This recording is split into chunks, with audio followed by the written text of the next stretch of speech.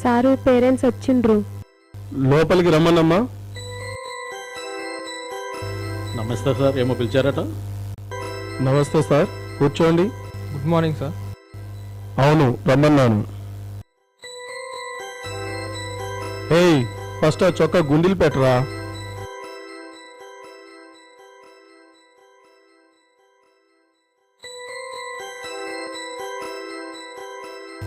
Sir ఏదో fee కట్టమన్నారట? అవునండి, పరీక్ష ఫీజు కట్టమన్నాను. ఇంతకీ వాడికి ఎన్ని మార్కులు వచ్చాయో చెప్పాడా? సార్ మా వాడి మార్కులు అడిగితే ఇంటర్ అయిపోయిన తర్వాత చెప్తాంటున్నారు సార్. అబద్ధాలు కూడా ఆడుతున్నావా? కొట్టానంటే పళ్ళు రాలుతాయి, అందుకని మీ డాడీ ఇక్కడ పిలిపించా. సార్ నేను ఏమీ చదువుకోలేదు. మా అబ్బాయి మంచిగా చదువుతున్నాడని చెప్తున్నాడు. సార్ మంచిగా చదువుతున్నాడంటే వీడికి స్మార్ట్ ఫోన్ కొనిచ్చాను. మళ్ళీ తర్వాత బాగా చదువుతున్నానంటే కారు కొనిచ్చా వీడికి. ఈ అవలగాడు ఏం చేస్తున్నాడో నాకేం తెలుస్తలేదు సార్. అందుకనే వాడికి పొగరు తలకెక్కింది. ఏంట్రా ఆ చేతిలో ఫోన్? ఏంట్రా ఆ ఫోన్ ఇటీ. ఎగ్జామ్ అయిపోయిందా తీసుకో ఈ ఫోను. రేయ్, అబద్ధాలు ఆడకరా తల్లిదండ్రుల ముందలా.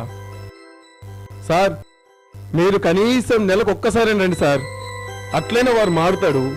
సార్ నాకేమీ చదువు రాదు, మా వాడు చెప్పిందే వింటున్నాను. మీరు అతన్ని ఏదైనా బాగు చేయండి, మీ చేతుల్లో పెట్టి వెళ్తున్నాను. వస్తాను సార్. ఒక్క నిమిషం ఆగండి. అరే, నీ లక్ష్యం ఏంటిరా? సినిమా డైరెక్టర్ అవుతాను సార్, అది నా డ్రీమ్ సార్. అట్లయితే ఆ ఎంపీస్ ఎందుకు, ఎంసెట్ ఎందుకు? మీ నాన్న డబ్బులు తగలేడానికా? సార్ మా డాడీ ఇంజనీరింగ్ అమ్మని సతాయిస్తున్నాడు సార్, నాకైతే అసలు ఇష్టం లేదు. నాకు కాలేజీలో జాయిన్ అయ్యేటప్పుడు చెప్పాలిగా బిడ్డ. సారీ నాన్న, నేను ఇంజనీర్ కాలేను. తప్పురా, ఇంజనీరింగ్ అయినా చదువుకోరా.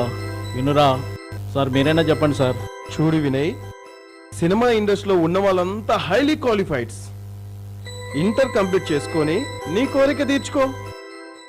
ఈలోగా మన కాలేజ్ జరిగే ఈవెంట్స్ అన్నిటికీ నువ్వే డైరెక్టర్వి. Wish you all the best. Thank you sir. మొత్తానికి మా అబ్బాయిని ప్రయోజకుని చేస్తున్నారు, సంతోషం. చూడండి సార్, ఇప్పటికైనా వాడు మనసులో మాట చెప్పేశాడు.